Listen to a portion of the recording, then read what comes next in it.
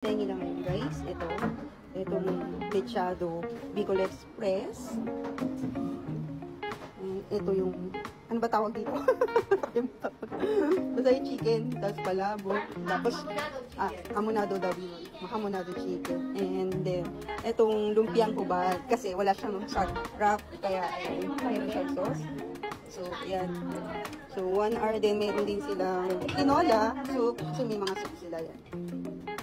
Soup. And then, yung anli rice nila.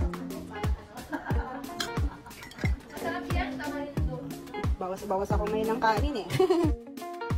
Ayan. So, meron din siyang Philippine products. Ayan, mga Philippine products. Yung products niya dito.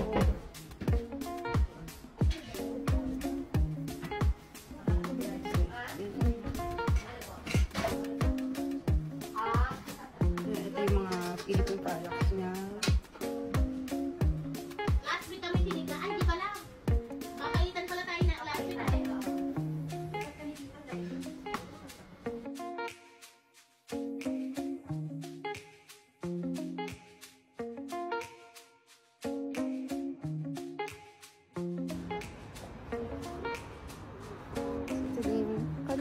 Tabi-hoday.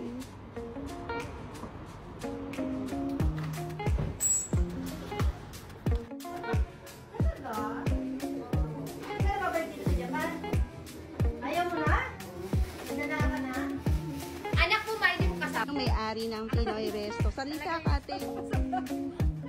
Salita ka. Sa Soka lang po ito. Malapit na ito.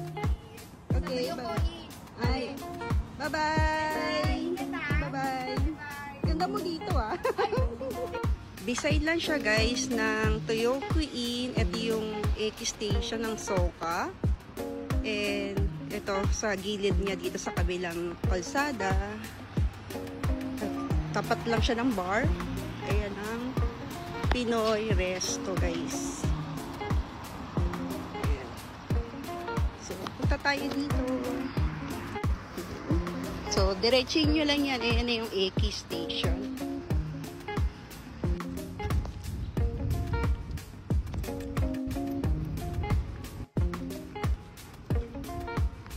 Ayan siya, Soka. Station West.